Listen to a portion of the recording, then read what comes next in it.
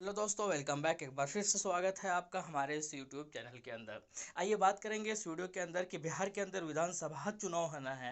बिहार के अंदर assembly election होना है और उसी विधानसभा चुनाव को देखते हुए हर पार्टियां, चाहे वो आरजेडी की हो, चाहे वो कांग्रेस की हो, चाहे वो हम की हो, चाहे पप्पू यादव की हो, चाहे बीजेपी हो, चाहे जदयू हो, चाहे फिर वो असदुद्दीन ओवैसी की पार्टी एआईएमआईएम ही क्यों ना हो, हर पार्टी इस चाहत में है। हर पार्टी इस जद्दोजहद में लगी हुई है। हर पार्टी कोशिश कर रही है अपना बेस्ट देने की, अपना बेस्ट परफॉर्मेंस निकालने की कोशिश कर रही है, किस तरीके के लोगों के बीच में जो हो मकबूल हो सके और ज़्यादा से ज़्यादा नंबर्स पर, जो ज़्यादा से ज़्यादा सीटों पर जो है वो जीत हासिल कर सके। इसी चाहत में लगी हुई है, इसी चाहत में समीकरण बन रहे हैं, इसी चाहत में इक्वेशन बन रहे हैं, इसी चाहत में डाटास तैयार किया जा रहा है और इसी चाहत में जो है लोगों को कन्वेंस करने की या फिर सदस्यता अभियान चलाया जा रहा है ताकि लोगों को अपने पार्टी की ओर जो है अट्रैक्ट कर सके, अपने पार्टी की ओर जो है मुखातब कर सके।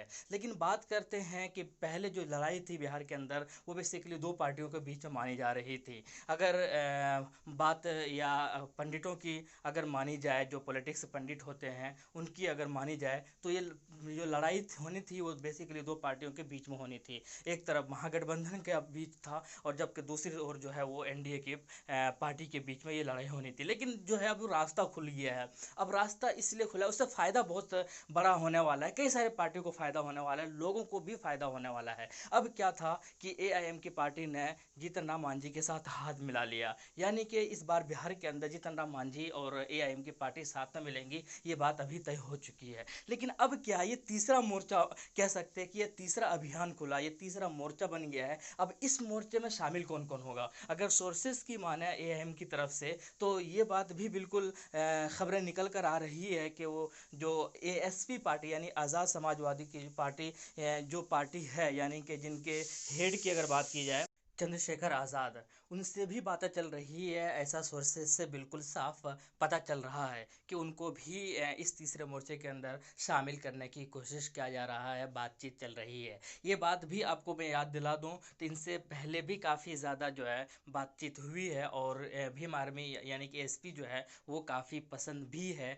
एआईएम की पार्टी को, क्योंकि एआईएम के कई सारे दिग्गजों ने जो है भीम आर्मी की चंद्रशेखर आज़ाद साहब की जो है कई बार पर्सनली तारीफ भी कर चुके हैं, क्योंकि वो काम जो है गरीबों के लिए बहुत अच्छे से कर रहे थे, उनके लिए आवाज़ उठा रहे थे। और आपको भूलना नहीं होगा इस चीज़ का भी, क्योंकि जब एनआरसी और सीए का मसला चल रहा था वो भी उतना ही ज़्यादा इन्वॉल्व थे जितना दूसरे कम्युनिटी के लोग थे।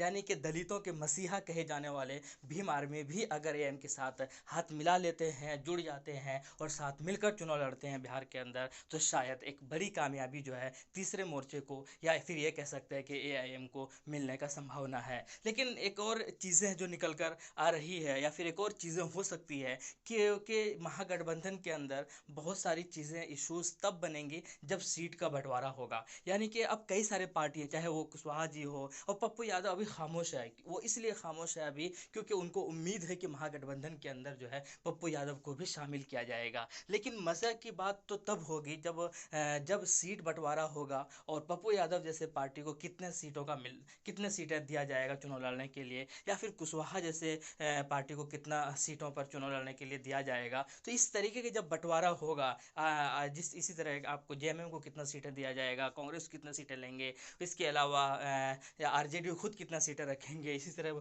एनडीए के अंदर भी यही होने वाला है कि पासवान की पार्टी को कितना सीटें मिलने की संभावना है, इस तरह के बीजेपी कितना रखेंगे, जदयू को कितना दिया जाएगा। तो ये सारे जब सीट का डिस्ट्रीब्यूशन होगा, यानी सीट का जो बंटवारा होगा, उसमें भी कई सारी पार्टियां जो है नाखुश दिखेंगी, नाराज़ होंगी। और वो जो पार्टियां हैं, वो जो पार्टियां नाराज़ होंगी या जो पार्टियां सेटिस्फाई नहीं होंगी सीटों के बंटवारे को लेकर, वो सारी पार्टियां भी निकल कर जो है वो तीसरे मोर्चा से जुड़ा रहेगा, अगर तीसरा मोर्चा जिस तरीके से बना है तो। यानी कि कुल मिलाकर ये भी है कि इस तीसरे मोर्चे के अंदर कई और भी पार्टियां जो है वो जुड़ने की संभावना है, वो बहुत तेज़ी के साथ बढ़ गया है। वो इसलिए क्योंकि सारी पार्टियां चाहती है कि हमें ज़्यादा सीट मिले, क्योंकि ज़्यादा सीट नहीं मिलेंगे तो उनको ज़्यादा जीत नहीं होगी। ज़्यादा जीत नहीं होंगी तो छोटी पार्टियां हमेशा छोटी ही बन के रह जाएंगी, उनको स्टेबिलिटी नहीं मिलेगी। इसीलिए हर पार्टी चाहती है कि हमें ज़्यादा से ज़्यादा सीट मिले, ताकि हमारे ज़्यादा से ज़्यादा उम्मीदवार जो है मैदान फतह करके जो है वो विधानसभा के अंदर पहुँचे।